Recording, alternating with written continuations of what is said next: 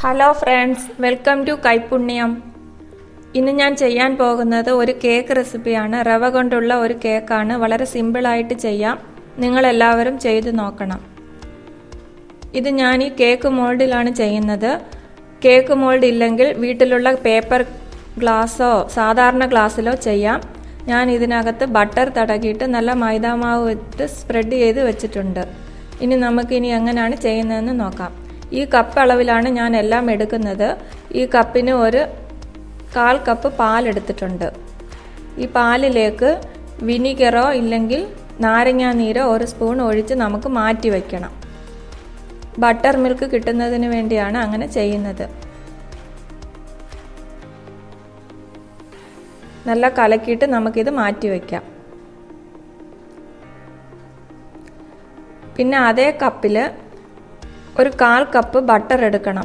Butter ഇല്ലെങ്കിൽ sunflower oil എടുത്താലും മതി. സൺഫ്ലവർ ഓയിൽ തന്നെ വേണം, വേറെ ഏത് ഓയിലും ചേർക്കരുത്. ഒരു 1/4 കപ്പ് ബട്ടർ ഒഴിച്ചു കൊടുക്കാം. ഈ ബട്ടറിലേക്ക് നമുക്ക് ഇനി ഒരു 1/4 കപ്പ് പഞ്ചസാര ഇട്ട് കൊടുക്കണം.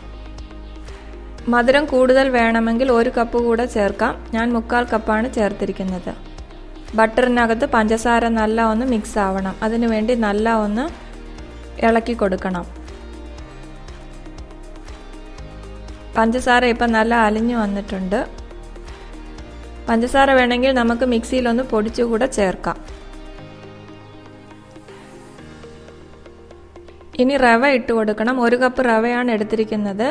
റവ വന്ന് 1 കപ്പ് നിറച്ചുമില്ല. അതുകൊണ്ട് ഞാൻ ഇതിന് 1 സ്പൂൺ മൈദാമാവ് കൂടെ ചേർത്ത് ഇതിൻ്റെ അകത്തോട്ട് ഇട്ട് കൊടുക്കുന്നു.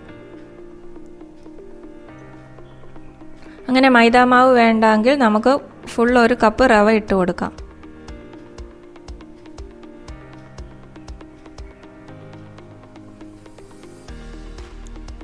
ഇതൊന്ന് നല്ല മിക്സ് ചെയ്യണം.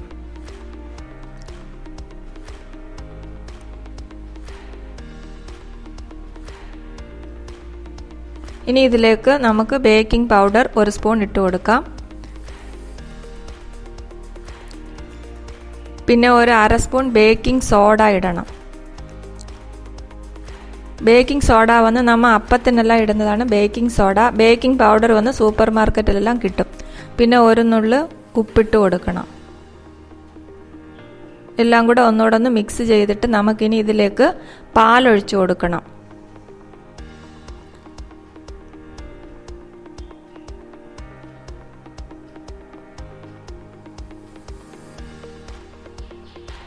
ഒരു 1/2 കപ്പ് പാലൊഴിച്ചു കൊടുക്കണം. അളവെല്ലാം കറക്റ്റായിരിക്കണം.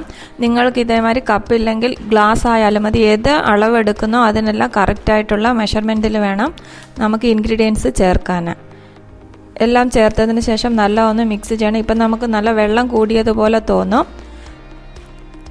കുറച്ച് നേരം വെച്ച് കഴിയുമ്പോൾ റവയിൽ ആ പാലെല്ലാം ചേർന്ന് നമുക്ക് നല്ല കട്ടിയായിട്ടുള്ള ഒരു ബാറ്റർ കിട്ടും. ഇനി ഇത് നമുക്ക് ഒരു 30 നിമിഷം അടച്ചു വയ്ക്കണം.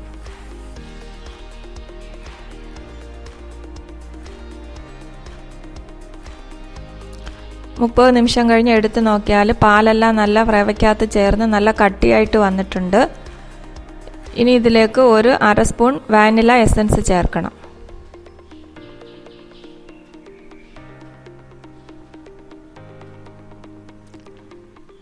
നമ്മൾ ഫസ്റ്റ് മാറ്റി വെച്ചിരുന്ന ആ ബട്ടർ മിൽക്ക് ഇപ്പോൾ കുറേശ്ശെ ചേർത്ത് ഒന്നുകൂടെ ഒന്ന് ഇളക്കി വയ്ക്കണം.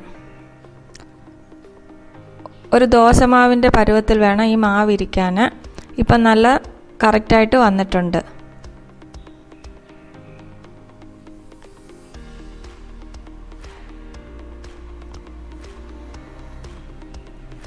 ഇനി നമുക്ക് ആ കേക്ക് മോൾഡിലോട്ട് ഒഴിച്ചു കൊടുക്കാം. ഇങ്ങനെ മോൾഡ് ഇല്ലെന്ന് നിങ്ങൾ വിഷമിക്കണ്ട. വീട്ടിലുള്ള ഗ്ലാസ്സിനകത്ത് എണ്ണ തടവിയിട്ട് അതിനകത്തോട്ട് ഒഴിച്ചു വെച്ചുകൂടെ നമുക്ക് ചെയ്യാം. അതേപോലെ പേപ്പർ കപ്പ് ഉണ്ടെങ്കിൽ അതിനകത്തൂടെ ഒഴിക്കാം.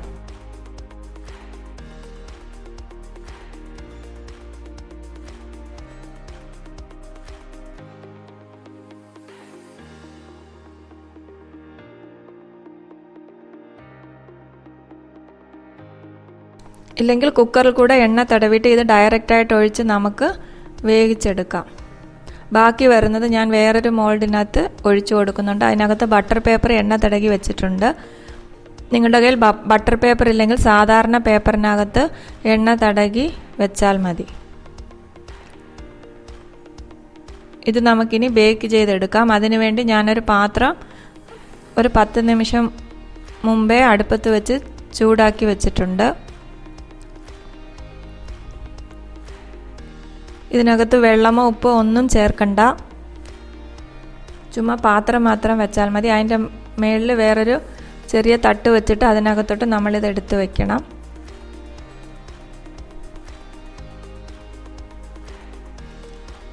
ഇത് ഒരു 30 നിമിഷത്തിൽ നിന്ന് ഒരു 40-45 നിമിഷം വരയ്ക്കും ബേക്ക് ചെയ്യണം. അപ്പോഴേ ഇത് നല്ല ബേക്കായി കിട്ടുകയുള്ളൂ. ഇടയ്ക്കൊന്ന് തുറന്ന് നോക്കിയിട്ട് ഒരു കുച്ചി വെച്ച് കുത്തി നോക്കുമ്പോൾ അതിൽ ഒട്ടിയെങ്കിൽ കൂടെ ഒരു 10 നിമിഷം കൂടെ വെക്കണം.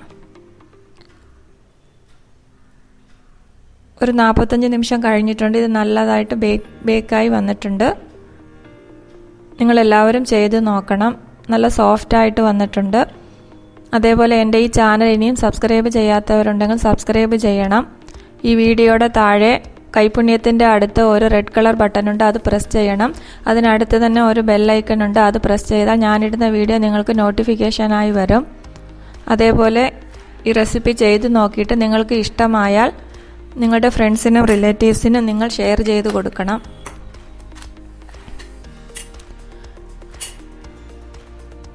ഈസി റെസിപ്പീസാണ് എൻ്റെ ചാനലിലുള്ളത്. നിങ്ങളെല്ലാവരും ചെയ്ത് നോക്കണം. അതേപോലെ വേറെ ഏതെങ്കിലും റെസിപ്പി വേണമെങ്കിൽ നിങ്ങൾ കമൻറ്റ് ബോക്സിൽ എഴുതിയാൽ ഞാൻ അപ്ലോഡ് ചെയ്യാം.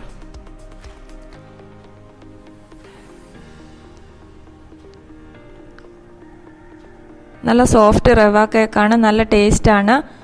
സാധാരണ കേക്കിൽ നിന്ന് നല്ല വ്യത്യസ്തമായിട്ടുള്ള ഒരു കേക്കാണ്. നിങ്ങളെല്ലാവരും ചെയ്ത് നോക്കണം. ഇതിനകത്ത് നമുക്ക് ടൂട്ടി ഫ്രൂട്ടി കൂടെ ഇടാം. ഇല്ലെങ്കിൽ ഏതെങ്കിലും നട്ട്സ് ഉണ്ടെങ്കിൽ അതുകൂടെ ഇട്ട് നമുക്ക് ചെയ്യാം. നിങ്ങളെല്ലാവരും ചെയ്ത് നോക്കി കമൻ്റ് അറിയിക്കണം. Thank you.